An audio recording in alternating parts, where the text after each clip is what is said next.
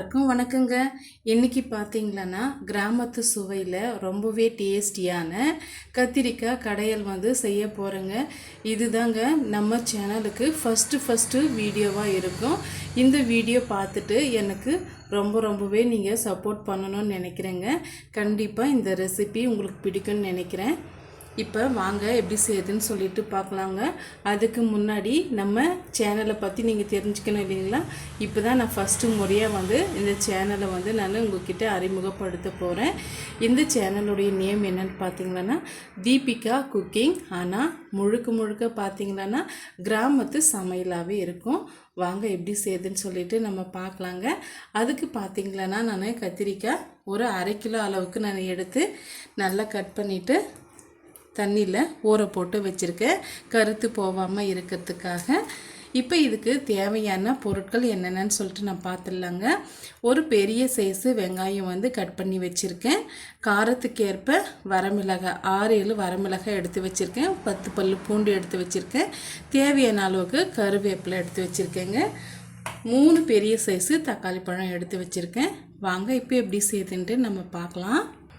இப்போ நம்ம முழுக்க கிராமத்து சுவையிலே நம்ம செய்ய போகிறோங்க. இருந்தாலே நம்ம சட்டுன்னு செய்து முடிக்கணும் இல்லைங்களா. அதனால் நான் குக்கர் வச்சுக்கிறேங்க. குக்கர் வச்சுக்கிட்டு 2 ஸ்பூன் அளவுக்கு ஆயில் நான் சேர்த்துக்கிறேன். கடலை எண்ணெய் நான் சேர்த்துக்கிறேங்க. கடலை எண்ணெய் சேர்த்து நம்ம சமைக்கும் போது ரொம்பவே டேஸ்ட்டாக இருக்கும். இப்போ நம்ம ஸ்டவ் ஆன் பண்ணிக்கலாங்க. ஆயில் நல்லா சூடாயிட்டு வரட்டும்.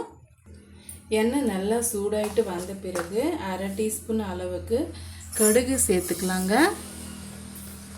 ஒரு 1/4 டீஸ்பூன் அளவுக்கு சீரகம் சேர்த்துக்கலாம். இப்போ இது ரெண்டும் நல்லா பொரிஞ்சு வரட்டும்.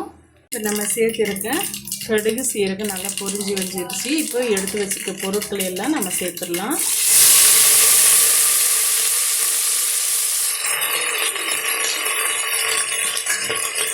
ஒரு 2 நிமிஷம் நல்லா வதக்கி விட்டுக்கலாங்க. அதிக நேரம் வதக்க வேண்டிய அவசியம் இல்லை. ஒரு 2 நிமிஷம் நம்ம வதக்கி விட்டுக்கினாலே போதும். ஏன்னா இப்போ எல்லா பொருட்களையும் நம்ம முழுமையாக வேக வச்சு தாங்க எடுத்துகிட்டு போகிறோம்.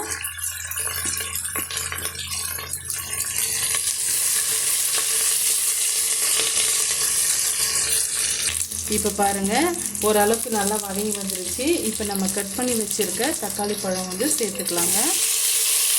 சேர்த்துட்டு இப்போ இது கூடவே நம்ம கட் பண்ணி வச்சுருக்க கத்திரிக்காயும் சேர்த்துக்கலாம்.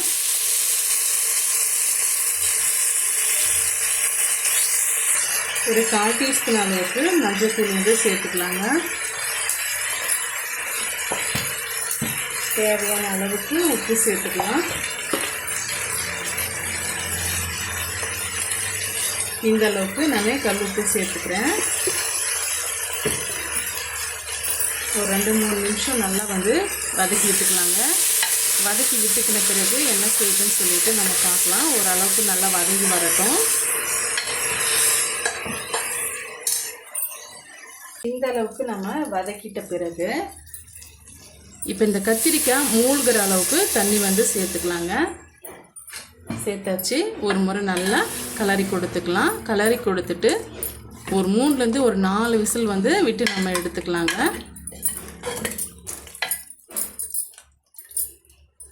இந்த குக்கிங் பார்த்திங்களான்னா முழுக்க கிராமத்து சுவையில் செய்கிற அதே டேஸ்ட்டில் இருக்கும்.